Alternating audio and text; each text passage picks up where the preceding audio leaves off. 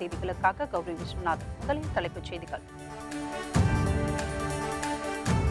மக்களை பற்றி மத்திய மாநில அரசுகளுக்கு கவலை இல்லை. திமுக தலைவர் மு.க. ஸ்டாலின் குற்றச்சாட்டு.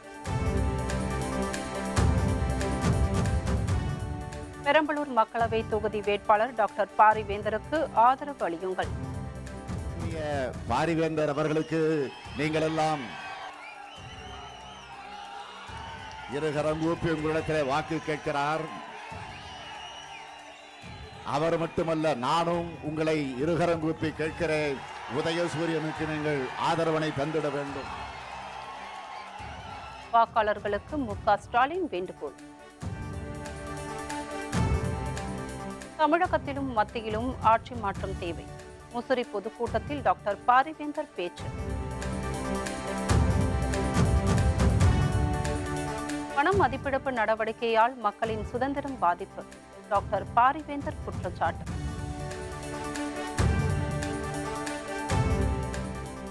பாஜக முதற்கட்ட வேட்பாளர்கள் பட்டியல் வெளியீடு.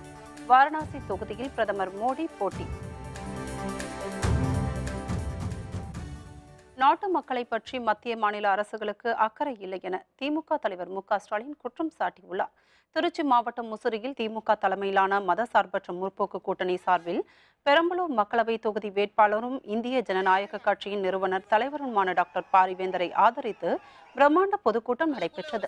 இதில் பங்கேற்று பேசிய திமுக தலைவர் மு.க. ஸ்டாலின், பிரதமர் நரேந்திர மோடியும் முதல்வர் பழனிசாமியும் சரியான மனிதர்கள் அல்ல என்றார். சுயநலத்திற்காக எதையும் செய்பவர்தான் பிரதமர் மோடி எனவும் அவர் விமர்சித்தார். தமிழ்நாட்டு மக்கள் செய்த தவறின் காரணத்தால் தவறான மனிதர்கள் இன்றைக்கு ஆட்சியிலே அமர்ந்திருக்கிறார்கள். இதுதான் உண்மை. தவறான மனிதர்களுடைய கையில ஆட்சி சிக்கி இருக்கிறது. தவறான மனிதர்கள் என்ற வார்த்தையை நான் சொல்வது சரியா தவறா என்று நான் பலமுறை யோசித்து அதற்கு பிறகு அது சரிதான் என்ற அந்த முடிவோடு நான் இங்கே பதிவு செய்ய விரும்புகிறேன்.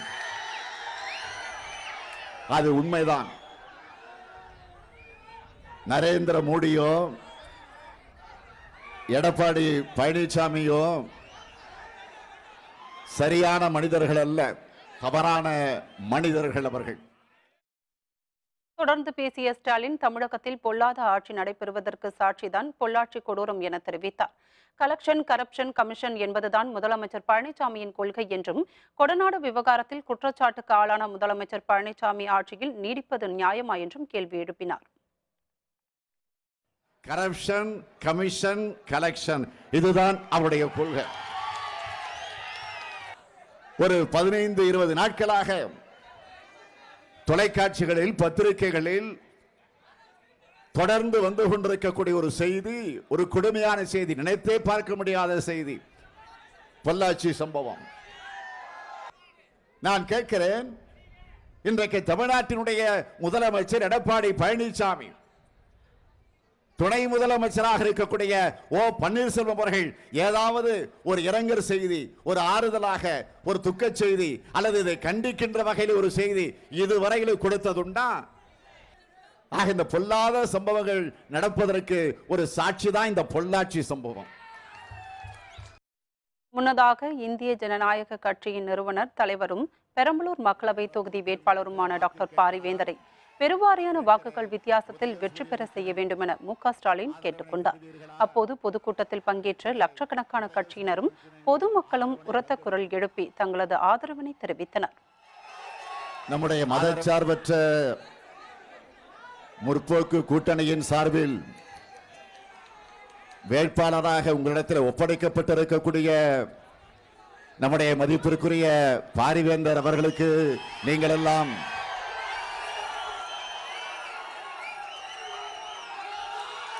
இருகரம் கூப்பி உங்களிடத்தில் வாக்கு கேட்கிறார். அவர் மட்டுமல்ல, நானும் உங்களை இருகரம் கூப்பி கேட்கிறேன். உதயசூரியனுக்கு நீங்கள் ஆதரவனை தந்திட வேண்டும்.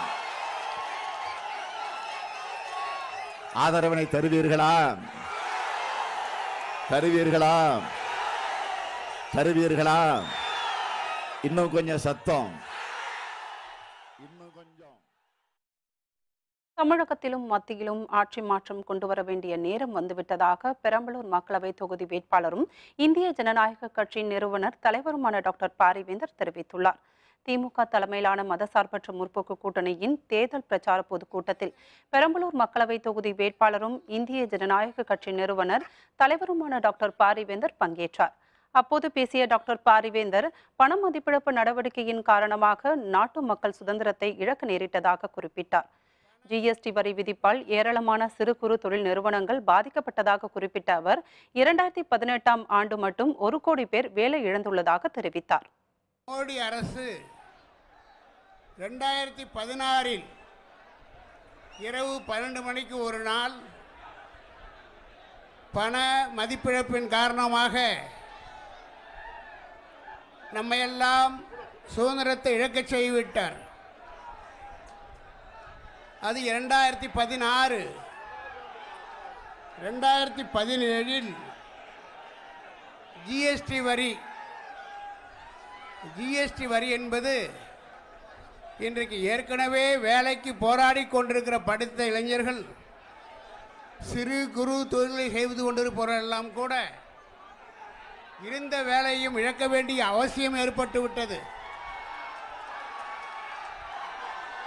அதற்கு அடுத்து தொடர்ச்சியாக பாருங்கள், 2016 பண மதிப்பிழப்பு, 2017 ஜிஎஸ்டி. கூடியிருக்கிற வாக்காளர் பெருமக்களே, என்னை நீங்கள் முன்பும் அறிவீர்கள், 2014 தேர்தல் மூலமாகவும் அறிவீர்கள். இப்பொழுது நல்ல தோழமையோடு உங்கள் முன் வந்து நிற்கிறேன்.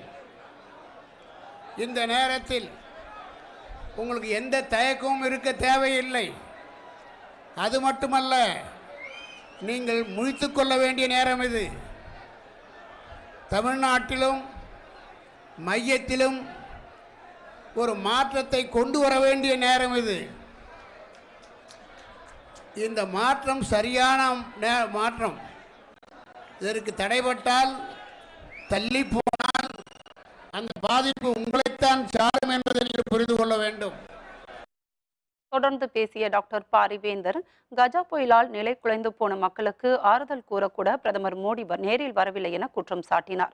புயல் பாதிப்பின் போது திமுக தலைவர் மு.க.ஸ்டாலின் களத்தில் நின்று மக்களுக்கு உதவியதை நினைவு கூர்ந்த டாக்டர் பாரிவேந்தர், இந்திய ஜனநாயக கட்சி சார்பில் நிதி மற்றும் பொருட்கள் வழங்கப்பட்டதாகவும் கூறினார். எஸ்ஆர்எம் பல்கலைக்கழகம் சார்பில் புயலால் பாதிக்கப்பட்ட 4 மாவட்டங்களை சேர்ந்த 650 மாணவர்களுக்கு 48 கோடி ரூபாய் மதிப்பில் கல்வி கட்டணம் ரத்து செய்துள்ளதாகவும் அவர் தெரிவித்தார். 18 தமிழ்நாட்டிலே 4 மாவட்டங்களில் கஜா புயல் தாக்கிய போது மக்களெல்லாம் நிலைகுலைந்து இருந்தபோது நம்முடைய தலைவர் ஸ்டாலின் அவர்கள் ஓடோடி வந்து மக்களை சந்தித்து ஆறுதல் சொல்லி நிவாரணங்களை வழங்கி சென்றார். அதைத் தொடர்ந்து நானும் தனிப்பட்ட முறையில் என்னுடைய பல்கலைக்கழகத்தின் மூலமாகவும் இன்னபிற தொழில்களின் மூலமாகவும் பாதிக்கப்பட்ட 4 மாவட்டங்களுக்கும் நிவாரணப் பொருளை வாங்கியது மட்டுமல்ல, ஆறுதல் கூறியது மட்டுமல்ல, ஆங்காங்கே தரைமட்டமாகி இருந்த தென்னை மரங்களை எல்லாம் அகற்றுவதற்காக உடனே 4-5 இயந்திரங்களை வாங்கி தந்து அதில் திறமை பெற்ற வேலை அமைப்புகளை அனுப்பி அந்த மரங்கள் எல்லாம் துண்டாக்கி தூளாக்கி அதை எப்படி உரம் ஆக்குவது என்றெல்லாம் கூட நாங்கள் கற்றுக் கொடுத்தோம். அது இன்னும் நடந்து கொண்டிருக்கிறது. அது மட்டுமல்ல, அந்த 4 மாவட்டங்களில் படித்து கொண்டிருந்த எஸ்ஆர்எம் குழுமத்தில் படித்து கொண்டிருந்த 650 மாணவர்களுக்கு 4 ஆண்டு கல்வி கட்டணம் இல்லை என்பதையும் உடனே அறிவித்தேன். அந்த கட்டண சலுகை எவ்வளவு தெரியுமா? 48 கோடி. பெரம்பலூர் மக்களவை தொகுதி தமக்கு நன்கு அறிமுகமான தொகுதி என தெரிவித்த டாக்டர் பாரிவேந்தர், தேர்தலில் வெற்றி பெற்றால் தொழிற்சாலைகள் அமைத்து இளைஞர்களுக்கு வேலை வாய்ப்புகள் அதிகரிக்கப்படும் என உறுதி கூறினார். தமிழகத்திலும் மத்தியிலும் ஆட்சி மாற்றம் தேவை என தெரிவித்த அவர், வாக்காளர்கள் அந்த மாற்றத்தை ஏற்படுத்தி தர வேண்டும் எனவும் கேட்டுக்கொண்டார். உயர்கல்வியில் படிக்கிற மாணவர்களுக்கு சலுகை,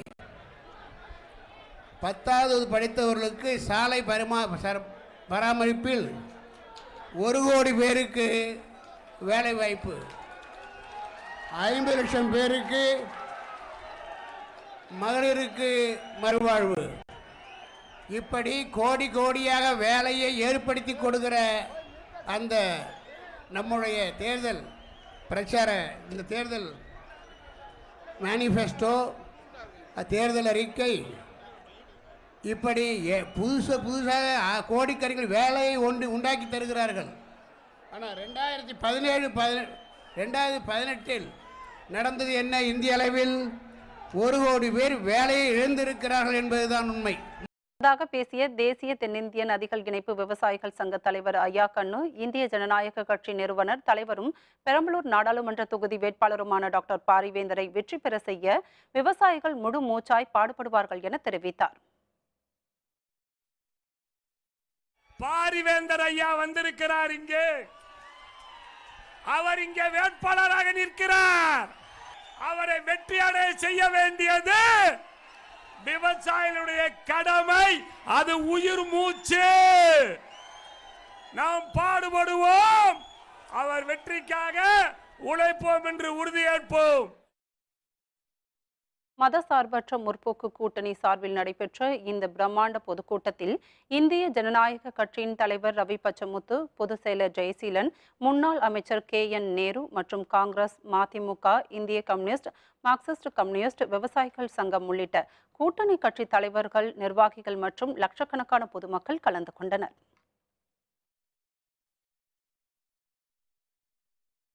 பாஜக சார்பில் நாடாளுமன்ற தேர்தலில் போட்டியிடும் 184 வேட்பாளர்கள் கொண்ட முதற்கட்ட பட்டியலை அக்கட்சியின் தலைமை அறிவித்துள்ளது. பிரதமர் நரேந்திர மோடி உத்தரப்பிரதேச மாநிலம் வாரணாசி தொகுதியில் மீண்டும் போட்டியிடுவதாக அறிவிக்கப்பட்டுள்ளது. பாஜக தேசிய தலைவர் அமித்ஷா குஜராத் மாநிலம் காந்திநகர் தொகுதியிலும் போட்டியிடுகிறார்.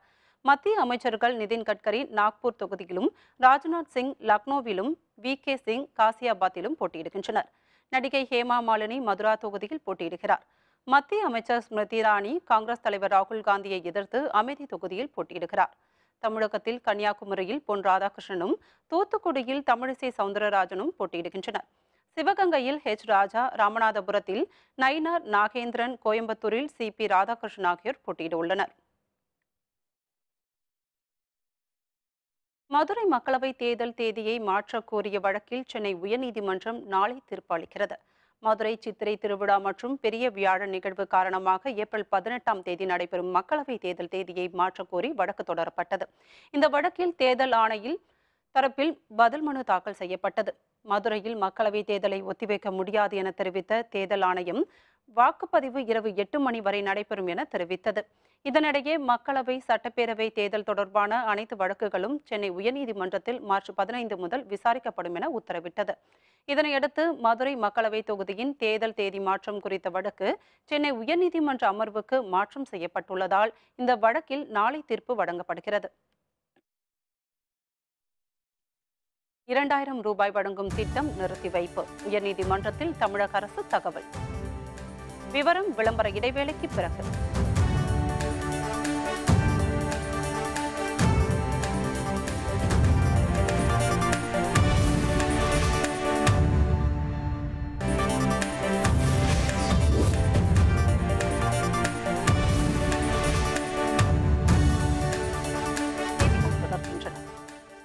மக்களவை தேர்தலை ஒட்டி நலிவடைந்த குடும்பத்தினருக்கு 2000 ரூபாய் வழங்கும் திட்டம் நிறுத்தி வைக்கப்பட்டுள்ளதாக தமிழக அரசு தெரிவித்துள்ளது.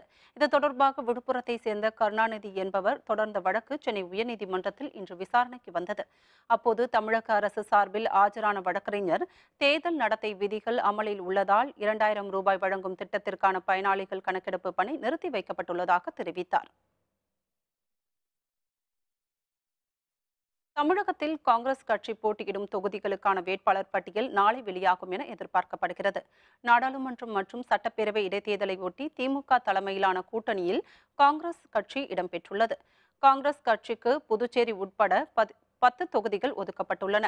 தமிழகத்தில் ஆரணி, கன்னியாகுமரி உள்ளிட்ட 9 தொகுதிகளில் போட்டியிட விருப்பம் தெரிவித்து ஏராளமானோர் மனுக்களை வழங்கியுள்ளனர். இந்த பட்டியல் கட்சி மேலிடத்திற்கு அனுப்பப்பட்டு பரிசீலனை செய்யப்பட்டுள்ளது. இதனையடுத்து இறுதிப் பட்டியல் நாளை வெளியிட உள்ளதாக தகவல் வெளியாகியுள்ளது. மக்களவைத் தேர்தலில் போட்டியிடும் அதிமுக வேட்பாளர்கள் நாளை தங்களது வேட்பு மனுக்களை தாக்கல் செய்ய உள்ளனர்.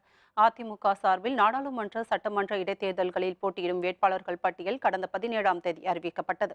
இதனையடுத்து வேட்பாளர்கள் அனைவரும் தேர்தல் பிரச்சாரத்திலும் தேர்தல் பணிகளிலும் தீவிரமாக ஈடுபட்டு வருகின்றனர்.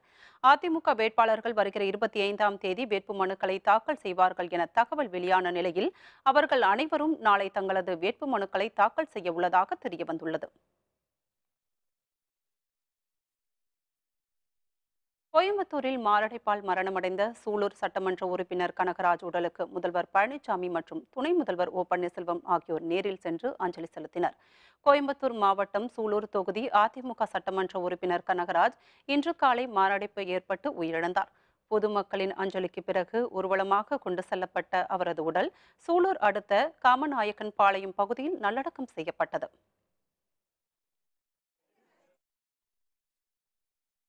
முன்னதாக உயிரிழந்த கனகராஜின் உடலுக்கு முதல்வர் பழனிசாமி மற்றும் துணை முதல்வர் ஓ பன்னீர்செல்வம் ஆகியோர் நேரில் சென்று அஞ்சலி செலுத்தினர். பின்னர் செய்தியாளர்களிடம் பேசிய முதல்வர், எம்எல்ஏ கனகராஜ் எளிமையாக பழகி அனைவரின் அன்பை பெற்றவர் என புகழாரம் சூட்டினார். மறைந்த திரு ஆர் கனகராஜ் அவர்கள் ஆரம்பகால தொண்டராக இருந்து சிறப்பாக கழகத்திலே பணிபுரிந்தவர். அனைவரிடத்திலும் அன்பாக பழகக்கூடியவர். மக்களுக்கு தேவையான திட்டங்களை அளிப்பதிலே முன்னுரிமை கொடுத்து தனக்கென்று ஒரு இடத்தை மக்களிடத்திலே பெற்றவர். அவருடைய மறைவு ஈடு செய்ய முடியாத ஒரு மறைவு, கழகத்திற்கு பேர் இழப்பு.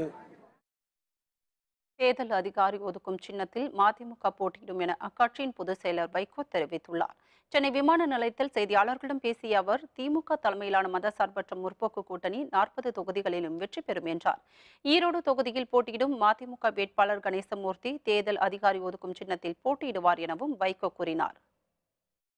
தேர்தல் அதிகாரிகிட்ட வேட்புமனு தாக்கல் செய்யும் போது நாங்கள் அங்கே இருக்கக்கூடிய ஃப்ரீ சிம்பிள்ஸில் அதில் நாங்கள் தேர்ந்தெடுத்து கொடுப்போம்.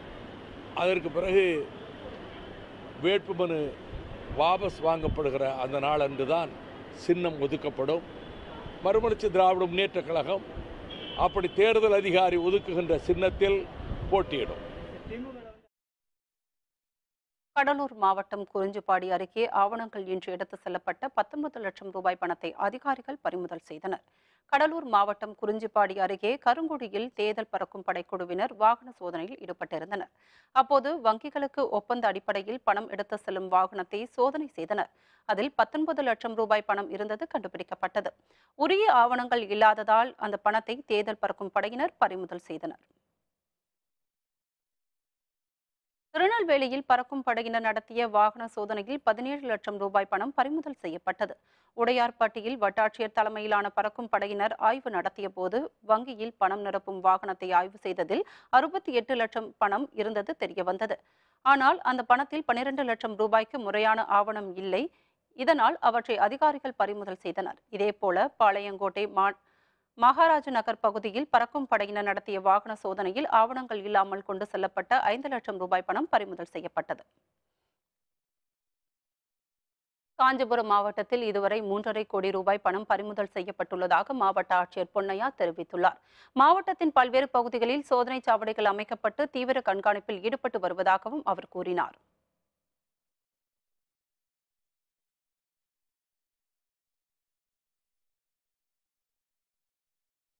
நாடு முழுவதும் ஹோலி பண்டிகை களை கட்டியுள்ளதையொட்டி சென்னையிலும் வட இந்தியர்கள் உற்சாக கொண்டாட்டத்தில் ஈடுபட்டுள்ளனர். நந்தனம் OMCA மைதானத்தில் ஏராளமான இளைஞர்கள் வண்ணப்பொடிகளை தூவி உற்சாகமாக ஹோலி பண்டிகையை கொண்டாடினர். காலை 9 மணி முதல் மாலை 5 மணி வரை நடைபெற்ற இந்த கொண்டாட்டங்களில் 200க்கும் அதிகமானோர் கலந்து கொண்டனர். இந்த ஃபங்க்ஷன் லாஸ்ட் இயர் கேள்விப்பட்டேன், ரொம்ப ஃபேமஸாக நடக்குதுன்னு. நாங்கள் இது செகண்ட் டைம் வந்திருக்கோம். ரொம்ப நல்லா இருக்குது. ஃபேமிலி பசங்க எல்லாம் ரொம்ப என்ஜாய் பண்ணுறாங்க. இது நல்லா என்ஜாய்மெண்ட், ஃபுல்லாக டிஜே எல்லாம் போட்டு பயங்கரமாக பண்ணிகிட்டு இருக்காங்க. நாங்கள் ரொம்ப என்ஜாய் பண்ணுறோம். ஹோலி பண்டிகையை ஒட்டி சேலம் மாவட்டத்தில் இளைஞர்கள் திரளானோர் வண்ணப்பொடிகளை தூவி உற்சாகமாக கொண்டாடினர். வட மாநிலத்தவர்கள் அதிகம் வசிக்கும் நாராயண நகர், செவ்வாய்ப்பேட்டை, சங்கர் நகர் உள்ளிட்ட பகுதிகளில் ஹோலி திருவிழா களை கட்டியது. அப்போது ஒருவர் மீது ஒருவர் வண்ணப்பொடிகளை தூவியும் இசை வாத்தியங்களை இசைத்தும் நடனம் ஆடியும் உற்சாகத்தில் ஆழ்ந்தனர்.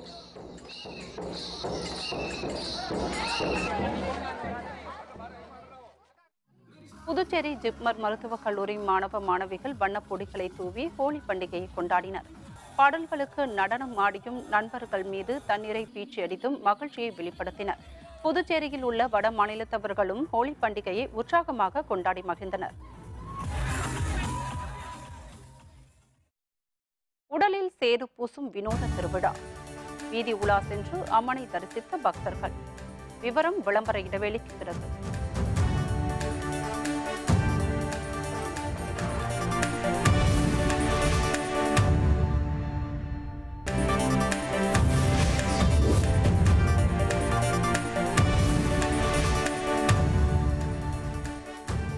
தொடர்கின்றன.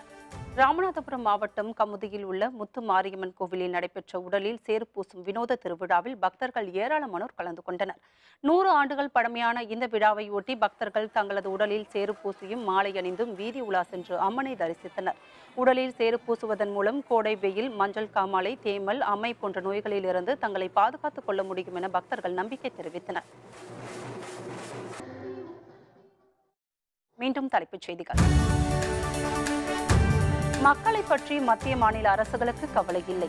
திமுக தலைவர் மு.க.ஸ்டாலின் குற்றச்சாட்டு. பெரம்பலூர் மக்களவை தொகுதி வேட்பாளர் டாக்டர் பாரிவேந்தருக்கு ஆதரவு அளியுங்கள். வாக்காளர்களுக்கு மு.க.ஸ்டாலின் வேண்டுகோள். தமிழகத்திலும் மத்தியிலும் ஆட்சி மாற்றம் தேவை. முசிறி பொதுக்கூட்டத்தில் டாக்டர் பாரிவேந்தர் பேச்சு.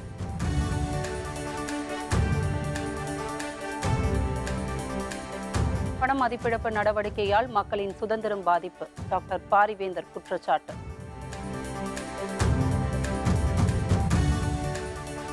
பாஜக முதற்கட்ட வேட்பாளர்கள் பட்டியல் வெளியீடு. வாரணாசி தொகுதியில் பிரதமர் மோடி போட்டி.